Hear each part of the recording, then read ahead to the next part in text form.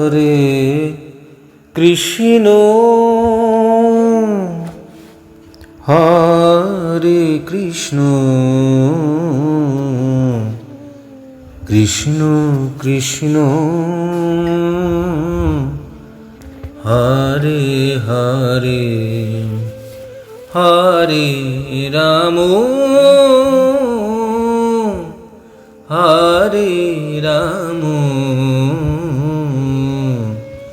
রাম রাম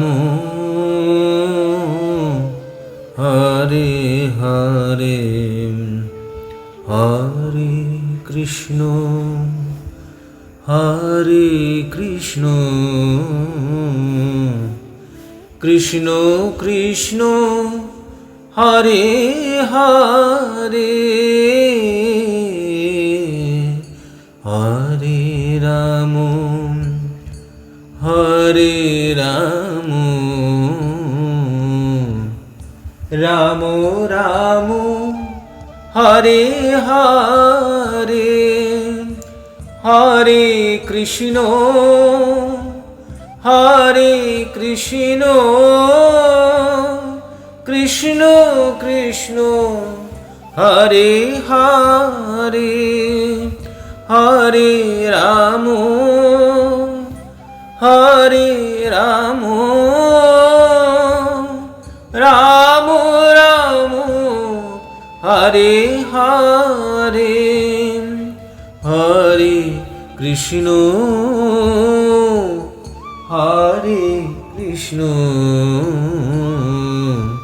কৃষ্ণ কৃষ্ণ হরে হরে হরে রাম হরে রাম রাম রাম হরে হরে। জয় গুরু, জয় মহাপ্রভু, জয় গোসাই।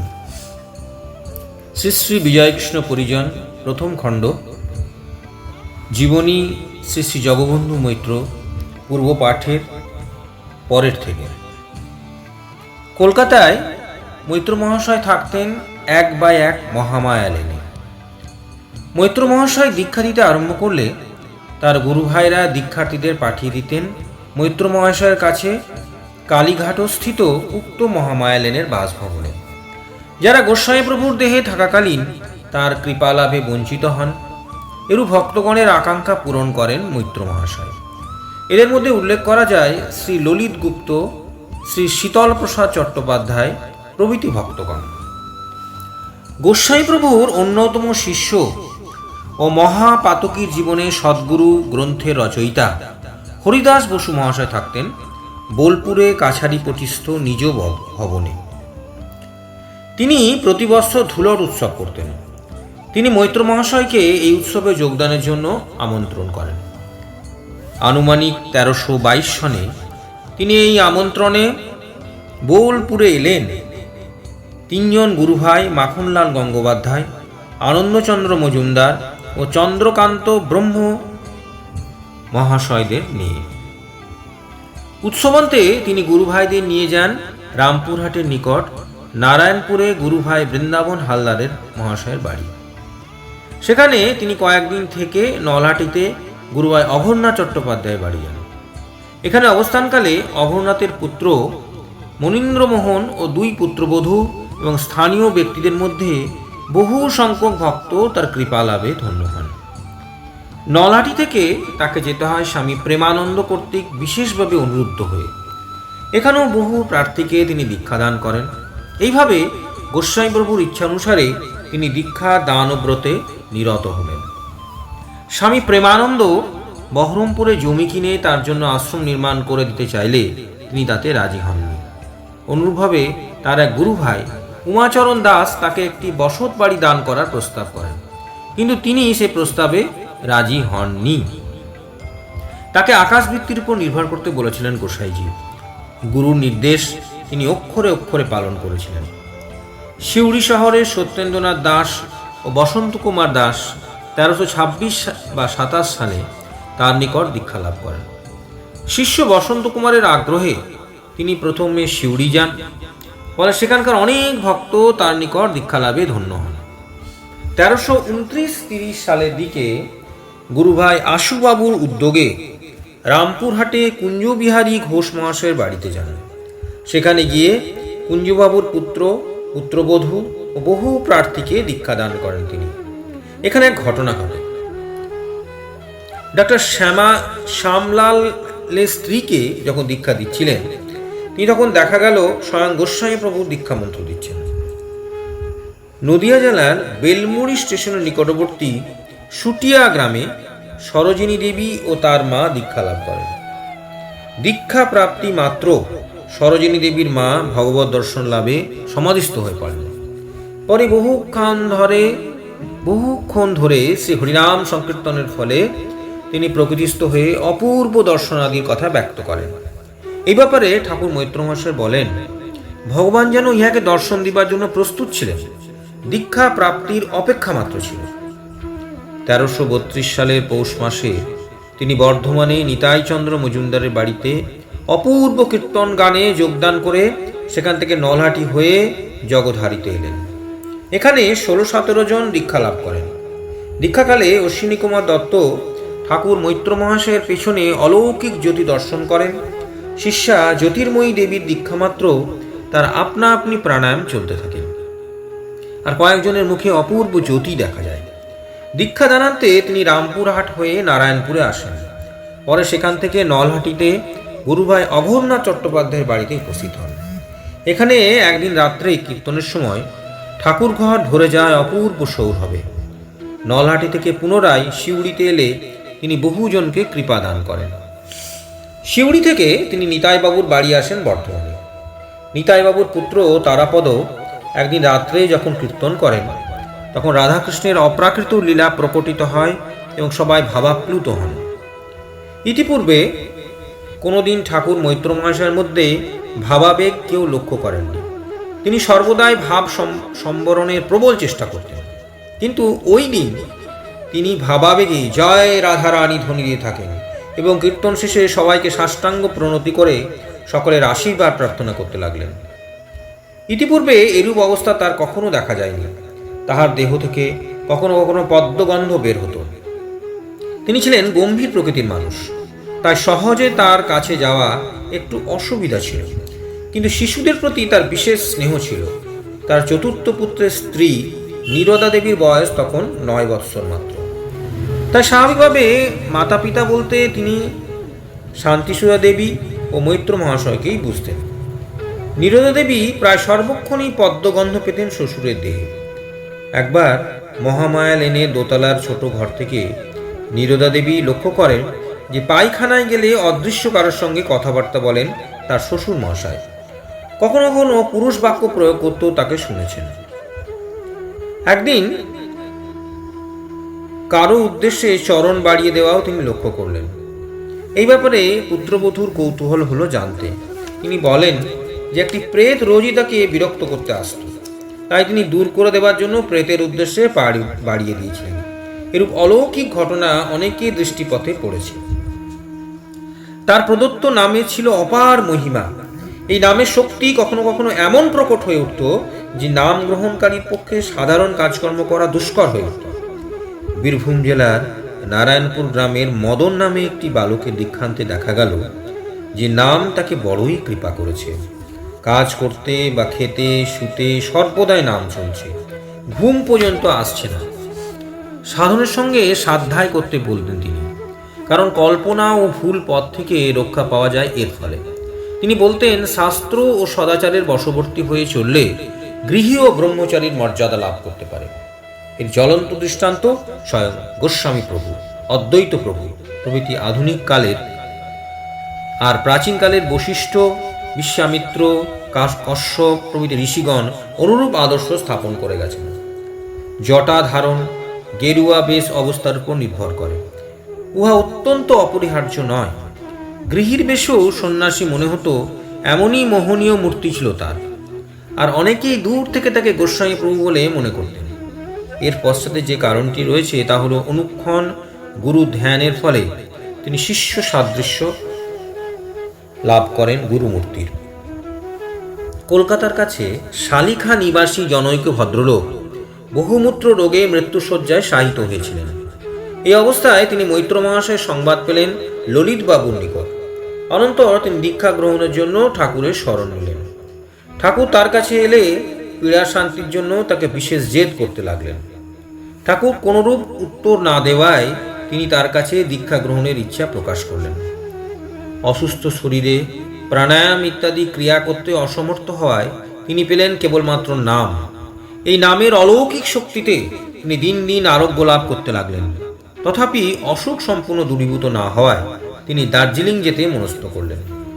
সেখানে কোনো সাধুর কৃপায় অসুখ সম্পূর্ণ সেরে যেতে পারে, এই উদ্দেশ্যে তিনি যাত্রা করলেন দার্জিলিং। দার্জিলিং স্টেশনে নেমে কিছু দূর এগিয়ে তিনি দেখা পেলেন এক সাধু। সাধুর সম্মুখে ধুনি জেলে বসছিলেন। তিনি নিকটে গিয়ে সাধুকে প্রণাম করলেন এবং নিজের কাহিনী সব ব্যক্ত করলেন।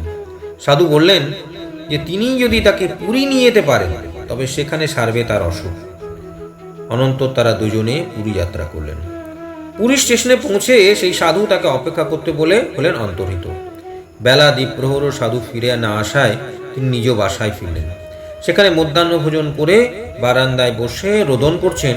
এমন সময় সেই সাধু দ্রুত গতিতে তার দিকে আসতে দেখলেন। নিকটে আসা মাত্র তিনি সাধুর চরণ লুটিয়ে পড়ে অঝোর ধারায় কাঁদতে লাগলেন। সন্ন্যাসী তাকে আশ্বাস দিলেন এবং দুহাতে তুলে তাকে এমন কয়েকটি ঝাঁকানি দিলেন যে তাতেই তার রোগ সম্পূর্ণ সেরে গেল। প্রতিবার ঝাঁকানির সময় তিনি অনুভব করলেন যেন বৈদ্যুতিক শক্তি তার মধ্যে প্রবেশ করছে। ঝাঁকানি দিয়েই সন্ন্যাসী হলেন অন্তর্হিত। বিশেষ অনুসন্ধান করেও তাকে দেখা যায়নি। ঠাকুরকে উপরোক্ত ঘটনাটি বললে তিনি বলেন, দার্জিলিংয়ের যে সাধুর সহিত দেখা হয়েছিল তিনিও গোসাইজি, এবং পুরীতে যিনি ঝাঁকানি দিলেন তিনিও গোসাইজি। গোসাইজি এইভাবে কৃপা করলেন। ঠাকুর মৈত্র মহাশয়ের আদর্শ ছিল সর্বদা নিজেকে গোপন রেখে গোস্বামী প্রভুকে প্রকট করা এবং তার সেবা পূজা সর্বত্র প্রতিষ্ঠা করা। শিষ্যদের এই আদর্শ অনুসরণ করতে তিনি সর্বদাই বলতেন। এই যে কুলদানন্দ ব্রহ্মচারী, শ্রীধর ঘোষ প্রভৃতি গোস্বামী প্রভু শিষ্যগণের নিকট তিনি ছিলেন বিশেষ শ্রদ্ধা ও আদরের পাত্র। এরা বিশেষ মর্যাদা দিতেন, তাকে সাষ্টাঙ্গ প্রণিপাত আদি করতেন। মহেন্দ্রনাথ মিত্র ছিলেন তার গুরু ভাই। তিনি নানা স্থানে তার সহযোগী হয়ে যেতেন। ঠাকুর মৈত্র মহাশয় দীক্ষাদান সময়ে আর তার মধ্যে সে সময় নানা অপূর্ব ভাব দেখে বিস্মিত হতেন। তিনি সর্বদাই শুনতেন মৈত্র মহাশয়ের মুখে শ্রীমদ্ ভাগবত গীতার মহিমার কথা। মৈত্র মহাশয় স্বয়ং নিত্য গীতা পাঠ করতেন এবং শিষ্যদের নিত্য পাঠ করতে বলতেন। তিনি সর্বদাই বলতেন, ভগবানকে জানা যায় সাধ্যায় আর অভ্যাসে, আর ভগবানকে জানলেই ব্রহ্মজ্ঞান লাভ হয়। এর মূলে রয়েছে নাম সাধন ও গুরুকৃপা। বিন্দুমাত্র অহংকার যে সাধকের মহা অনিষ্টকর তা তিনি সর্বদা উচ্চ কণ্ঠে ঘোষণা করতেন। মহামায়া লেনস্থ তার বাসভবন সর্বশোভা ধারণ করত তার অবস্থানকালে। রাত দিন কেটে যেত নানা ধর্ম প্রসঙ্গে ও সাধনে। তিনি নাম সাধনে মগ্ন থাকতেন সর্বদা আসনে। তাকে আসন ত্যাগ করতে দেখা যেত না। কত গুরু ভাই ও শিষ্যরা এই বাসায় থাকতেন, কিন্তু সকলের আহারাদি বিষয়ে তাই কখনো উদ্বিগ্ন হতে দেখা যায়নি। তিনি প্রথম থেকে আকাশবৃত্তির উপর নির্ভরশীল ছিলেন, তাই তাকে কোনোদিন এ বিষয়ে চিন্তা করতে দেখা যায়নি। জাগতিক কোনো বিষয় তাকে উদ্বিগ্ন করত না। তিনি নিদ্রাকে জয় করায় তার সাধন শক্তির অপূর্ব মহিমা পরিলক্ষিত হয়। ঠাকুর অর্থাৎ শ্রী জগবন্ধু মৈত্র অত্যন্ত অতিথি বৎসল ছিলেন। একবার তার কালীঘাটের বাসায় জনৈক ব্রাহ্মণ অতিথি দ্বীপ্রহরে ভোজন করবেন বলে অন্য কাজে বাইরে যান। অতিথির ফিরতে অত্যন্ত বিলম্ব হয়। ঠাকুরের ছিল বেলা 11টায় মধ্যাহ্ন ভোজনের অভ্যাস। প্রায় 1টা পর্যন্ত তিনি অতিথি না ফিরে আসায় তিনি বাসায় সকলকে খেতে বললেন, কিন্তু নিজে অভুক্ত থাকলেন অতিথি না আসা পর্যন্ত। বেলা 2টোর সময় অতিথি ফিরলে তার যথোচিত সেবা করে পরে তিনি নিজে আহার করলেন। ভিখারি দরজা থেকে ফিরে যায়, এ ছিল তার অপছন্দ। তার নিকট কেউ কিছু চাইলে বিমুখ হয়ে ফিরত না। দরজায় ভিখারির কণ্ঠস্বর শুনলেই তিনি আসন থেকে ভিক্ষা দেওয়ার জন্য অপরকে আদেশ করতেন। কোনো দেবস্থানে গেলে তিনি পূজাদিদিওকে যথেষ্ট দান করতেন। শিষ্যদের ভিতর কেউ দরিদ্রকে দান করলে তিনি তাকে উৎসাহিত করতেন। সর্বদাই ভক্তগণ তাকে ঘিরে থাকতেন। বহু গুরু ভাই, শিষ্য, ভক্তগণ ছাড়াও অনেকে তার সঙ্গে সাক্ষাৎ করতে আসতেন। তাদের মধ্যে কারো কারো জটিল প্রশ্ন থাকত।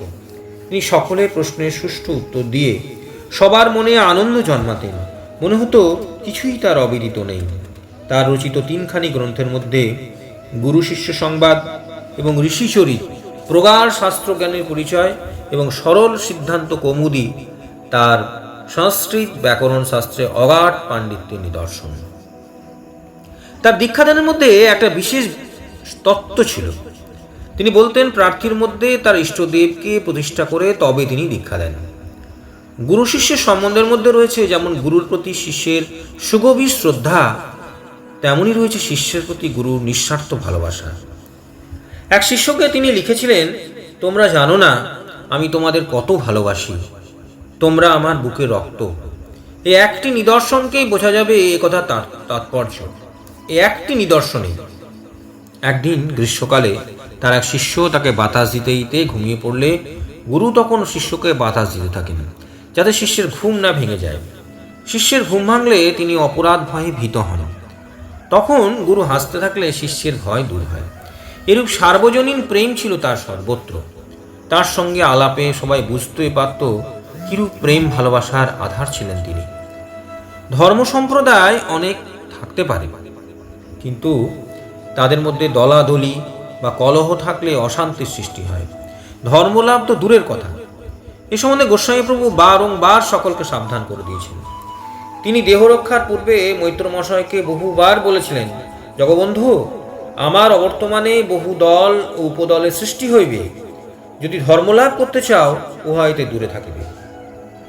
গোস্বামী প্রভুর এই সাবধান বাণীর কথা ঠাকুর মৈত্র মহাশয় তার শিষ্যদের বারবার বলতেন এবং সেইভাবে ধর্ম সাধনা করতে উপদেশ দিতেন। তিনি আরও বলতেন, ধর্মকে গর্ভস্থ ভ্রূণের ন্যায় রক্ষা করতে হয়। ধর্ম হয় মনে, বনে ও কোণে। প্রতিষ্ঠার ভাব সাধনের পক্ষে শত্রু। তাকে দেখলেই মনে হতো তিনি তেজস্বিতার প্রতিমূর্তি, কিন্তু শেষের দিকে তিনি একেবারে মাটির মানুষে পরিণত হয়েছিলেন। ভাবাবেগে প্রায় তার বাগ রুদ্ধ হয়ে যেত। অশ্রুধারা এবং সকলের কাছে আশীর্বাদ প্রার্থনা করতেন। মৈত্র মহাশয় শিষ্য শিষ্যাদের ভিতরে অনেকেই উত্তম অবস্থা লাভ করেছিলেন। তার অন্যতমা শিষ্যা সরোজিনী মিত্র, যিনি মামনি নামে পরিচিতা, সাধারণত বাস করতেন শ্রীক্ষেত্রে। তিনি গোস্বামী প্রভু, শ্রী চৈতন্যদেব, শ্রী জগন্নাথ দেব প্রভৃতির নিত্য দর্শন পেতেন এবং তাদের কথা শুনতেও পেতেন। তারা যে সকল উপদেশ দিতেন সেগুলি সংকলন করে মামনি কয়েকটি পুস্তক প্রকাশ করেন। সদ্গুরুর অশেষ কৃপাতেই তিনি এই নিত্যলীলা দর্শনের অধিকার লাভ করেছিলেন। চিত্ত বিশেষভাবে মার্জিত না হলে এই সাধন তত্ত্বে প্রবেশের অধিকার জন্মে না। এই লীলা দর্শন মাধুর্য ভাবের উপাসকের চরম অবস্থা। মামনি ত্রিবেণী নামক গ্রন্থে তার গুরুদেবের প্রকট অবস্থায় কতিপয় লীলা ও কাহিনী লিখেছেন। এখানে কয়েকটি ঘটনা লেখা হলো। একদিন বেলা 3টের সময় আমি ও আমার মেজবোন গিয়েছি। সেইমাত্র বাবা অর্থাৎ গুরুদেব উঠেছেন, মুখ ধুয়ে তামাক খাচ্ছেন।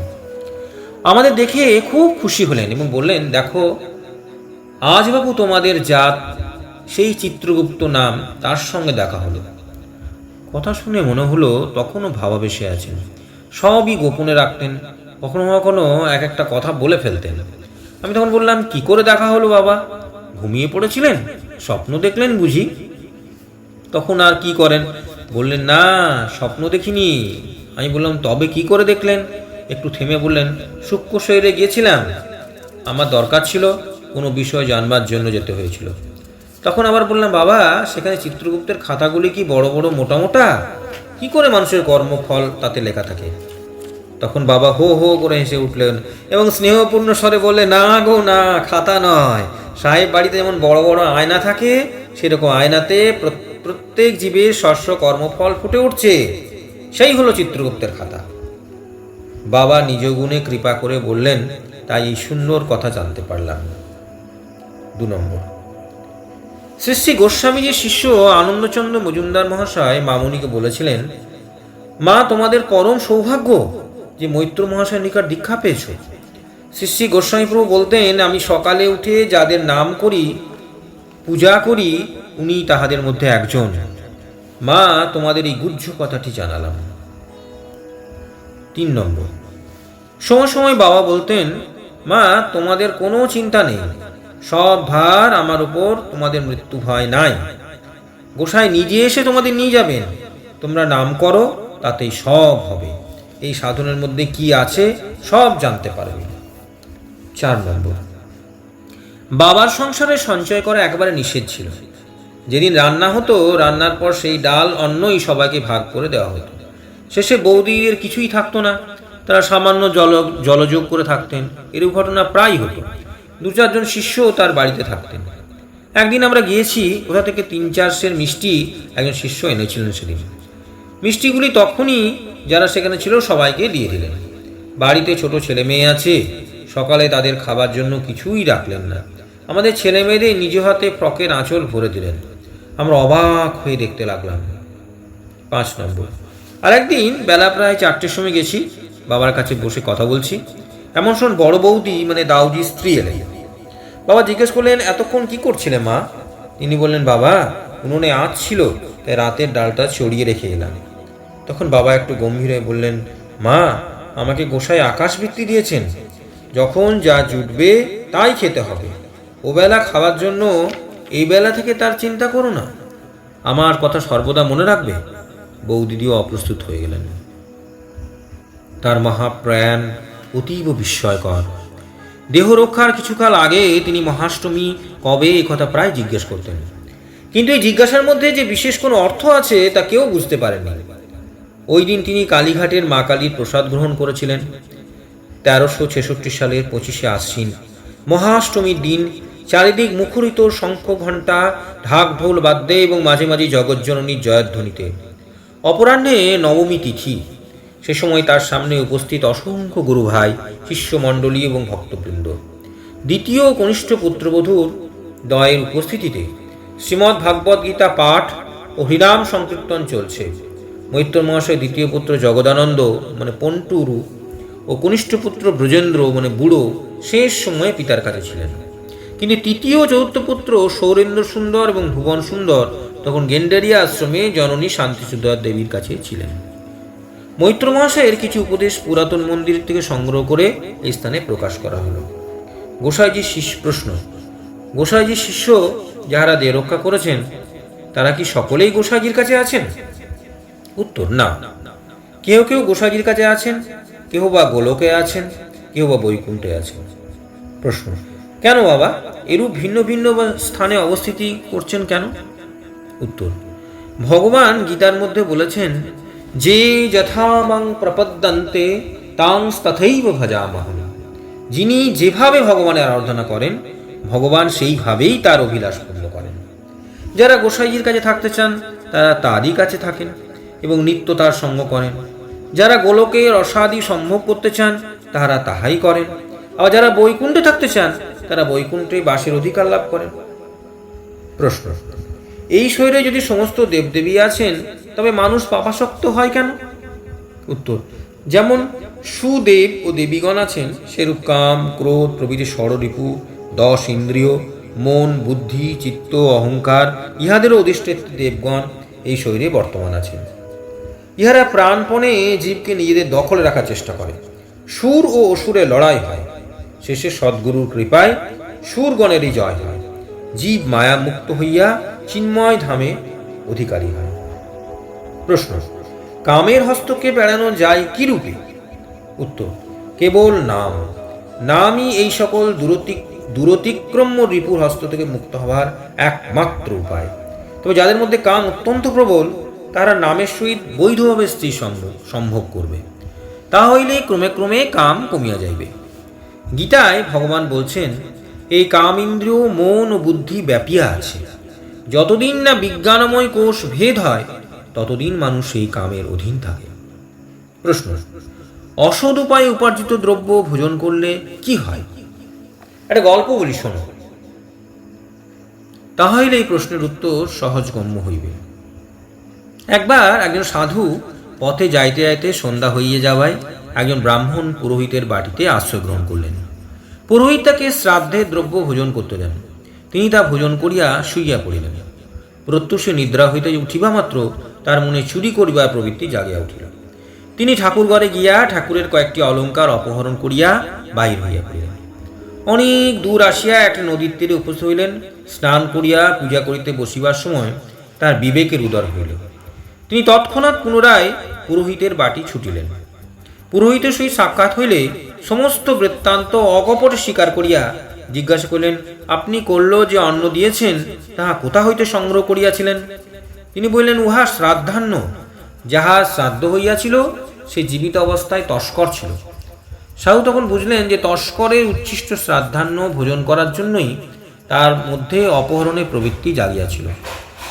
এইরূপই হয়।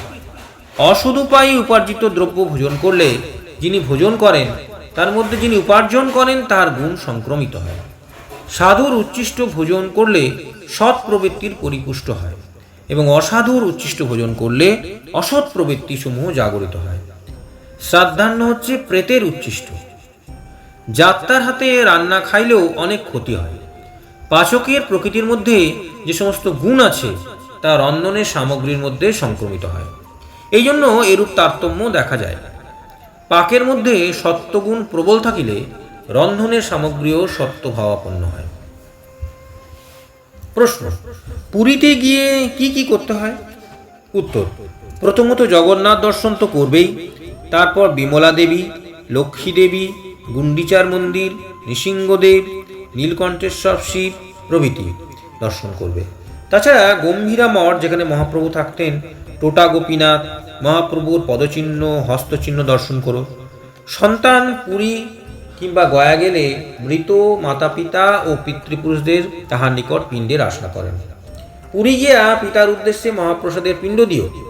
প্রথম দিন মার্কেন্ড সরোবরে শিব গঙ্গা ও সমুদ্রতে শ্রাদ্ধ করিও। দ্বিতীয় দিন চক্রতীর্থ ও ইন্দ্রদম্ন সরোবরে শ্রাদ্ধ করিও। আরেকটি কাজ, আটকে বাঁধিও। যেরূপ শ্রাদ্ধ সেরূপ আটকে বাঁধিও। সমুদ্র মহাতীর্থ, সমুদ্রে জলে একদিন স্নান করিও। প্রশ্ন, পুরী বা গয়ায় তো জ্যেষ্ঠ পুত্রকে পিণ্ড দিতে হয়। উত্তর, কেন? সকল পুত্রই দিতে পারে। প্রশ্ন, যতবার যাবে ততবারই কি পিণ্ড দিতে হবে? উত্তর, না, প্রথমবারই দিলেই হবে। প্রশ্ন, আমরা কি ধর্ম যাজন করি? আমরা কি বৈষ্ণব? উত্তর, হ্যাঁ, আমরা বৈষ্ণব। তবে সাধারণ লোকে বৈষ্ণব অর্থে যাহা বোঝে সেরূপ বৈষ্ণব নয়। সাধারণে বোঝে যারা বিষ্ণুর পূজা করে তারাই বৈষ্ণব, কিন্তু বাস্তবিক বৈষ্ণব অর্থে এই বোঝায় যে যাহারা নিষ্কামভাবে বিষ্ণু, শিব, কালী প্রভৃতি যে কোনো দেবতার পূজা করেন, যেমন রামপ্রসাদ পরম বৈষ্ণব ছিলেন। বিষ্ণুর উপাসনাও যদি কেহ সকামভাবে করে তবে তাহাকে বৈষ্ণব বলা যাইতে পারে না। নিষ্কামভাবে যদি কেহ কালীর উপাসনাও করে তবেই তিনি বৈষ্ণব, শাক্ত নয়। আমাদের সাধন কোনো কামনা করিয়া করা হয় না। ইহার উদ্দেশ্য হচ্ছে মোক্ষ লাভ। আমরা কালী, শিব, বিষ্ণু সকলকেই ব্রহ্মভাবে প্রণাম করি। এই সকল কারণে আমরা দ্বিতীয় অর্থে বৈষ্ণব। প্রশ্ন, আমরা কোন সম্প্রদায়ভুক্ত? উত্তর, বাস্তবিক আমাদের কোনো সম্প্রদায় নাই। সাধারণভাবে পরিচয় মধ্যাচার্য সম্প্রদায়। মহাজন জৈন গতস্য পন্থা। মহাপ্রভু নিজেকে মধ্যাচার্য সম্প্রদায়ের বলিতেন। আমাদিওকেও তাহাদের পথ অনুসরণ করিতে হইবে। প্রশ্ন, আজকাল অধিকাংশ যুবকই স্বপ্নদোষ রোগে ভুগিয়া থাকে। ইহার হস্ত হইতে রক্ষা পাইবার উপায় কি? উত্তর, এক নামই সকল রোগের ওষুধ। নাম যদি কেউ নিষ্ঠার সঙ্গে করতে পারে তবে তার কোনো অসুখই থাকে না। রীতিমতো সকালে সন্ধ্যায় প্রাণায়াম কুম্ভক করিতে হয় গুরু নির্দেশ মতো। পথে হাঁটিবার সময় পায়ের বৃদ্ধাঙ্গুলির দিকে দৃষ্টি করিয়া চলিতে হয়। আহার সম্বন্ধে নৈষ্ঠিক ব্রহ্মচারীর ন্যায় গরম জিনিস যত পরিত্যাগ করা যায় ততই ভালো। আর শুইবার সময় গর্ভধারিণী জননী মূর্তি ধ্যান করিয়া শুইবে। শুইবার পূর্বে বালিশের তলে বিল্লপত্রে দুর্গার নাম লিখিয়া রাখিয়া শুইবে। তা হইলে স্বপ্নদোষ ক্রমে কমিয়া যাইবে। গুরুর শরীরে সেবা করলে স্বপ্নদোষ প্রভৃতি অসুখ থাকে না, কিন্তু সেবা নিষ্ঠার সঙ্গে করা চাই। শুধু কর্তব্য করে গেলে কোনো ফল হয় না। প্রশ্ন, আমার বাবা, মা ও স্ত্রী যদি না থাকিত তাহলে কি আমার কোনো চিন্তা থাকিত না? উত্তর, মা ও বাপের সেবা দ্বারা সব হয়, মা বাপ হচ্ছে প্রত্যক্ষ দেবতা। মা বাপের আশীর্বাদ ভিন্ন কিছুই হয় না। তাহাদের নিকট হইতেই তুমি এই শরীর পাইয়াছ। এই শরীরের উপর তোমার কোনো অধিকার নাই। যতদিন তারা আছেন প্রাণপণে তাদের সেবা করো। স্ত্রী ও সন্তানাদি হইলে তাদের ভরণ পোষণের জন্য তুমি দায়ী। প্রশ্ন: কেবল মা বাপের সেবা দ্বারাই কি জীব মায়ামুক্ত হইতে পারে? উত্তর: পারে, কিন্তু সেরূপ সম্পূর্ণ আত্মত্যাগের সহিত মা বাপের সেবা কয়জন করতে পারে? জয় গুরু, জয় গোসাই। ভজ গুরু গৌরাঙ্গ রাধা গোবিন্দ ব্রহ্ম নারায়ণ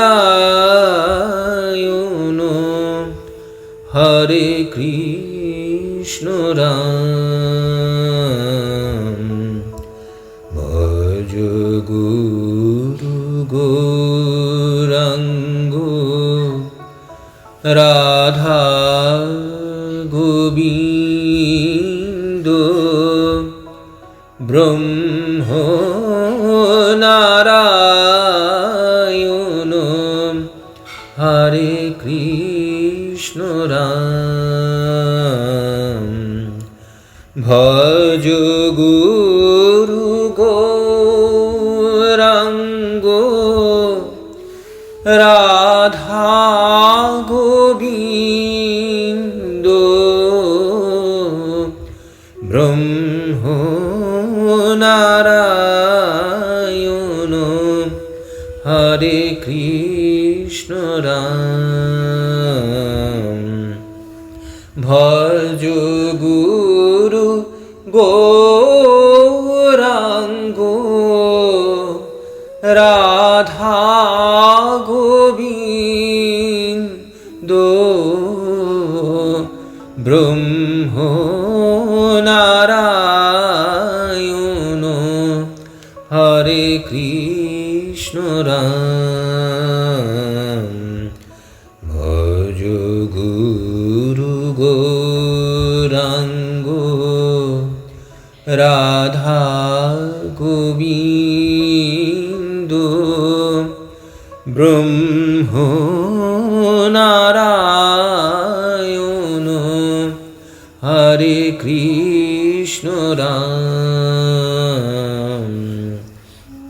ভজ গুরু গৌরাঙ্গ রাধা গোবিন্দ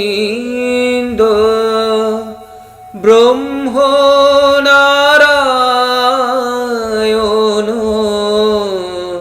হরে কৃষ্ণ রাম।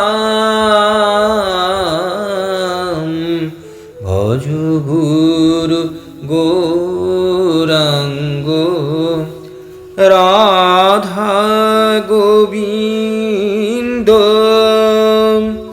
ব্রহ্ম নারায়ণ হরে কৃষ্ণ রাম।